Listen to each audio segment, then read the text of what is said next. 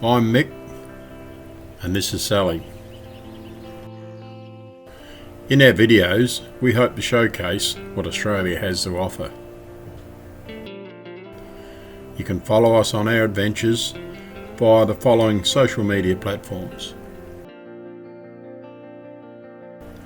If you like the video, please subscribe to our YouTube channel.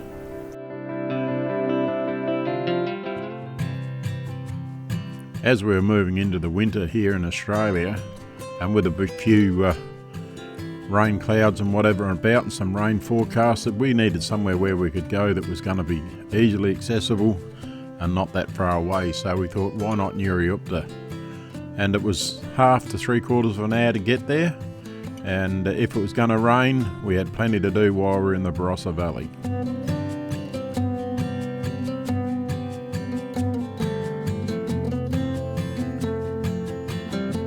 Wasn't very long with travelling under these nice blue skies that you can see here. We're in the Barossa Tourist Park, where we're going to set up for 2 nights.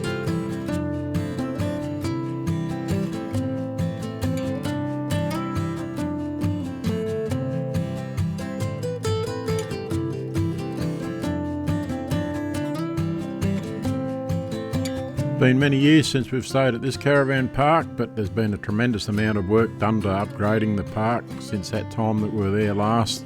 Beautiful green lawns, no doubt about that. No matter where you were in the park, the lawns were very nice.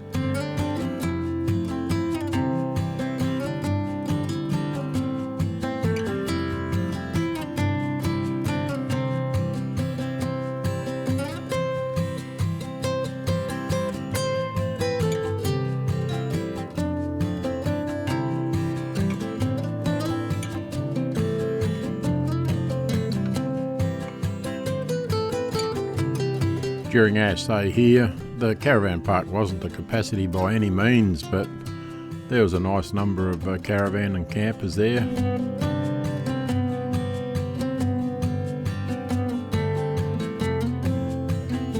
On this occasion, while we were there, we were lucky enough to have this drive-through site, and certainly made setting up a lot easier.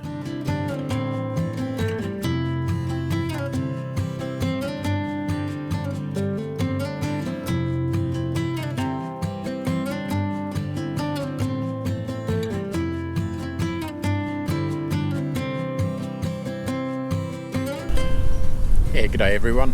Sally and I are up here at the Nuriootpa Caravan Park. It's only a short drive from home, this one, so up here for 2 nights now. It's Saturday afternoon. We got here just early afternoon, maybe lunchtime, so yep, 2 nights, and beautiful day today, but the weather's supposed to be turning pretty ordinary by the end of our stay, but we'll see how it goes, so hope you enjoy. Making the most of the sun while it was shining, we took the short drive from Nuriootpa into Tanunda, and as we got to Tanunda, there's a brand new roundabout that's been there just recently. I think it was put there. Looking at it, and we did a right hand turn there, and we finished up down here at what's called the chocolate factory, and we went inside there for a look, and yeah, some nice chocolates in there. Looking through the glass wall here, you can actually see into the factory and see some of the chocolates being made. Pretty much wall-to-wall chocolates. Certainly not the place to go if you wanted to lose a few kilos, but oh, such an array of chocolates. They just about had anything that you wanted.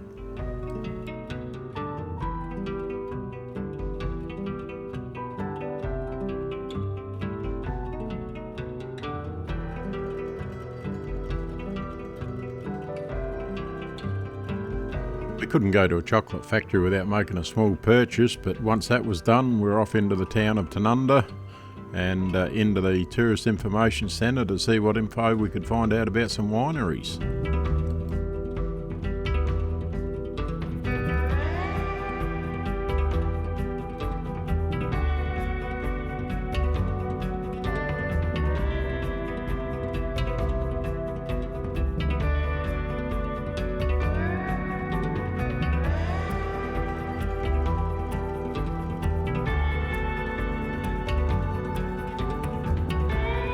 As expected, the Barossa Visitor Centre, it had all the information that we wanted, and to my surprise I was unaware that there's approximately 150 wineries within the Barossa Valley area itself. Quite astonishing.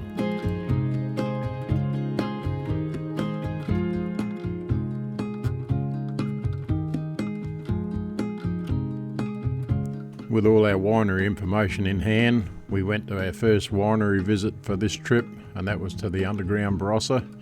Now this one's in the main street of Barossa, or of Tanunda I should say, and quite easily accessible, so no grand building or anything to walk into, but it is underground, and there's Sally going down the stairs now. So if you like a bulk wine or muscat, they're 5 litre bulk muscat here, premium muscat it's called, very nice. So we come out with 5 litres of that.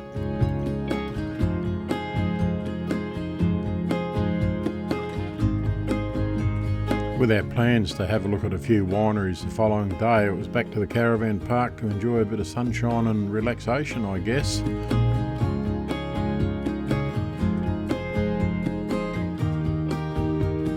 The grounds to the caravan park is quite big. When you look at the map that you get when you book in, there's untold numbers of caravan sites. I would have a guess as to say, when I'm looking at the map, that there's somewhere around probably 120 to 160 caravan sites or camping sites, and they've got a vast array of cabin accommodations, different types of accommodations, from no doubt very basic to very luxurious. So certainly a very big caravan park, and it's long rectangular type thing. It's not square, but no, certainly very big indeed.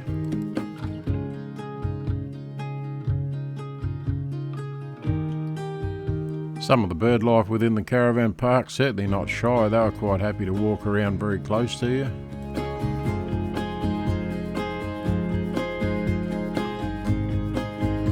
The caravan park has its own swimming pool, and that's located within the central area of the grounds itself.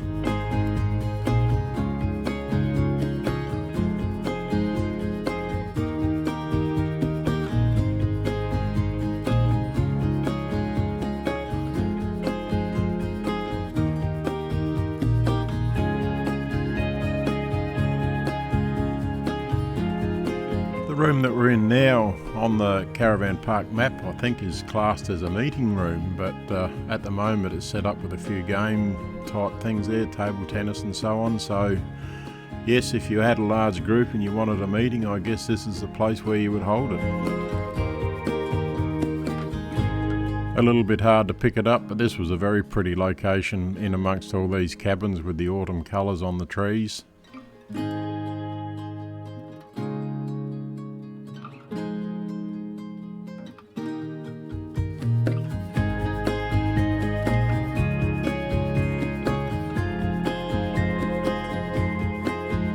There was quite a large number of barbecues located throughout the caravan park.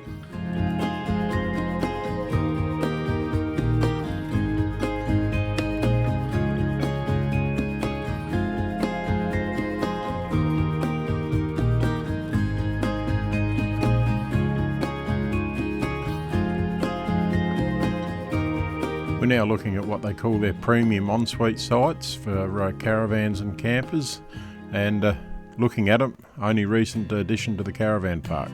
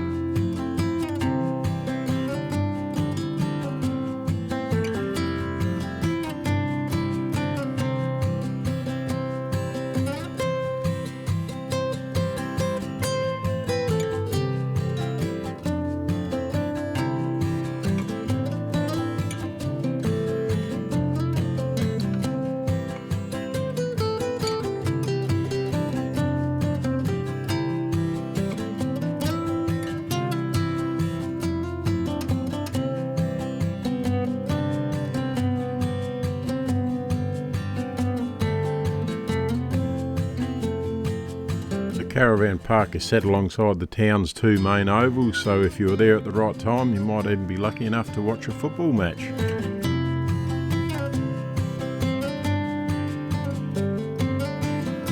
Now Sunday morning, and it was Winery Visit day today, and our first one was Jacobs Creek Winery.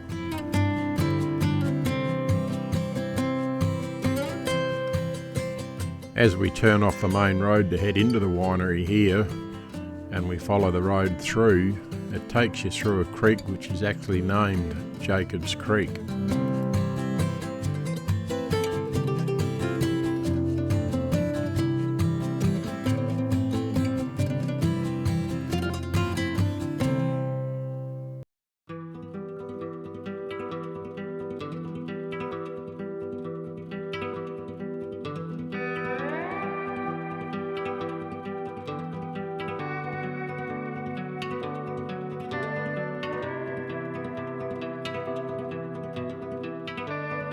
Here we are now actually going down over Jacobs Creek.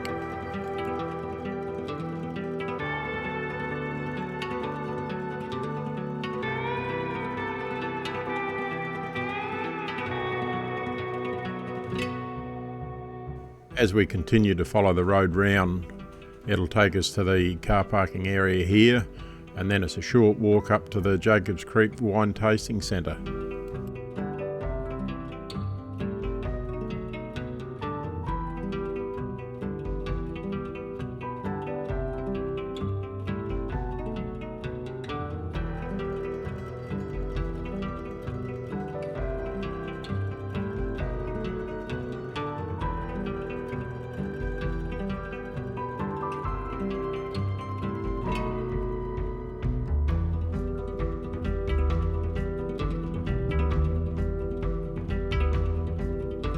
Whilst there appears to be very few people within the wine tasting centre itself, while we were there were two busloads of tourists which obviously had a planned wine tasting tour, and they'd pulled up here as we were walking out, so certainly would have filled up a lot of empty spaces.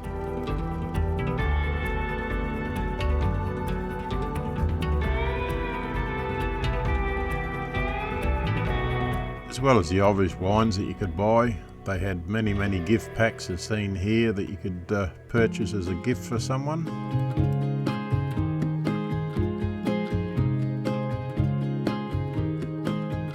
Once we'd left Jacobs Creek Winery, it was on to Shadow Yardara Winery, and these wineries are all within 5 or 10 or 15 minutes from each other, so it's not like it's a big drive. And we're just coming into the car parking area now of Shadow Yardara, and we swing around to the main building here.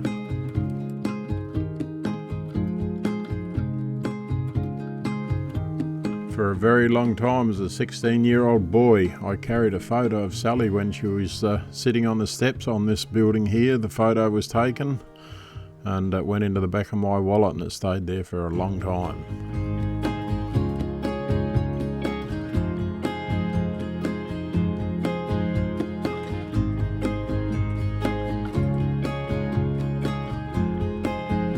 For me, there's two sides to going on a wine tour like this that we're on today.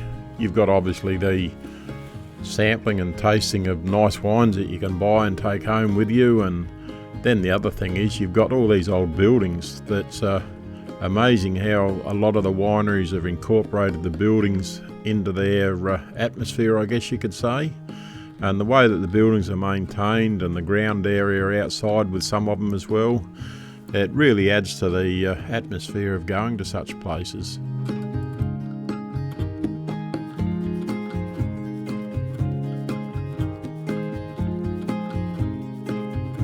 Shadow Yardara has an upstairs section, and we're looking at that now. And I would imagine this might be for private wine tastings, perhaps even meetings. But yeah, certainly a lovely old building.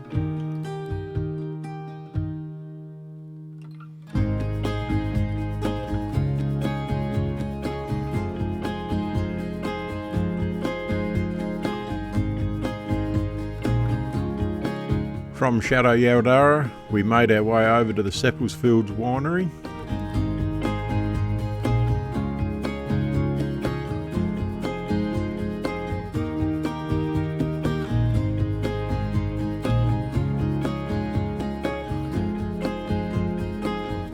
As we turn into the winery here to the right, on our left as we go around the corner, just going past the door there now, there's some workshops and so on. I'll show you very shortly what they are, and that was quite interesting to go in there as well.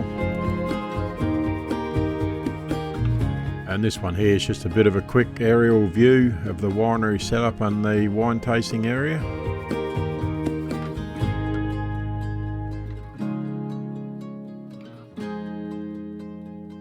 As we walk in from the car parking area, the way that they've got it set up with all the buildings and so on, it just enhances to the visitor's experience whilst you're there.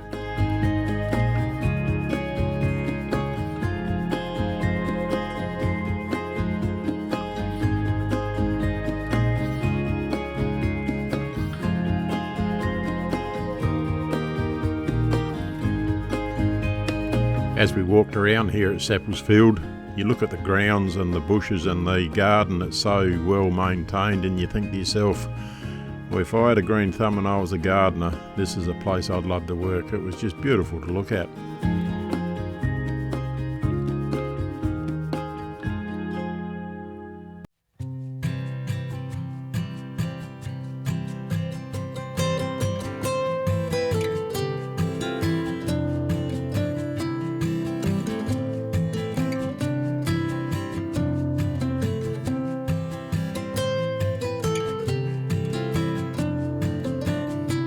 If you want to partake in any wine tasting here at Seppelsfield, it is a $15 entry fee to do any wine tasting, and then you'll get that credited off any purchase that you make should you make a purchase while you're there. But we're inside the wine tasting area now, so a little bit different to the others and each in their own right, but very pretty.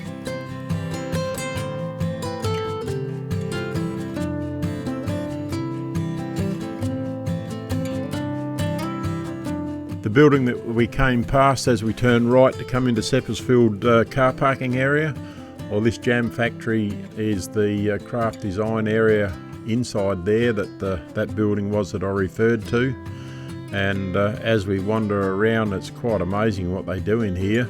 And I would imagine on a normal weekday that perhaps all these little areas are busy and producing things, because being a Sunday, not everyone was here. But we're lucky enough to see this guy here. His name is Michael, and he's making belts, and he took us a bit of a run through on how he makes his belts and how long he thought they'd last. But yeah, very clever.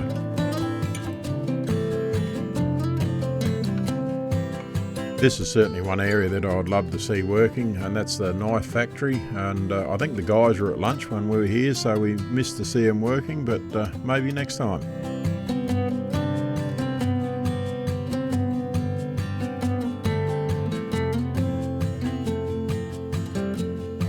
There certainly was a vast area of lush green lawns, and in amongst some of the trees on the lawn, all these barbecues. There was a big number of barbecues for visitors to use.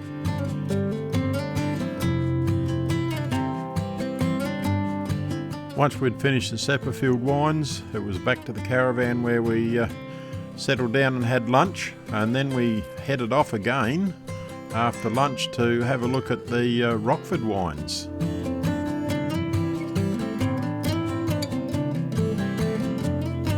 I have no idea how large a winery Rockford Wines are, but the ground area, not huge like a lot of the other wineries that we're at earlier on in the day, but the atmosphere was certainly there, no doubt about that. And this winery was recommended to us by the lady over at Jacobs Creek.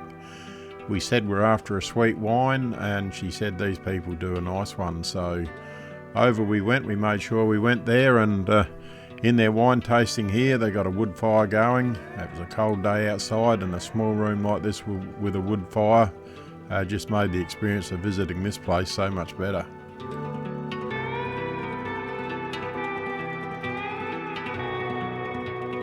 Just a few of our purchases from our Barossa visit this weekend.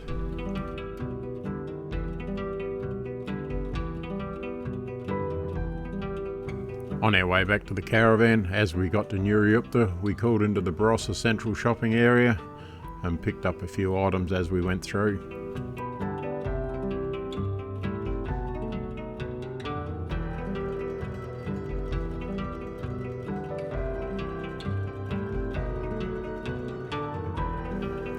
The sun was red in the west, and as we were packing up in the morning to head home, we were hoping that the rain was going to give us a bit of a rest and not make us pack up in the wet, but only tomorrow will tell.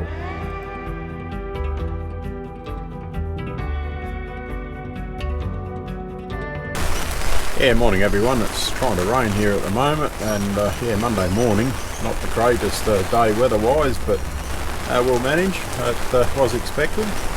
I've had a good couple of days here in the Barossa Valley, and yesterday doing the wineries, that was very good. Some very lovely people there, so the next one away will actually be in the houseboat, which will be for a week. That's in 2 weeks' time, so the next caravanning one won't go up after this one until 4 weeks' time from the one here, with the next one being the houseboat holiday, of course. So until then, take care and look after yourself. Well, you guessed it, we packed up in the rain, and once we got going on the road, the sun started to shine, so at least we had a nice trip home. If you like the video that you just watched, give us a thumbs up. And if you want to see more of our videos, hit the subscribe button.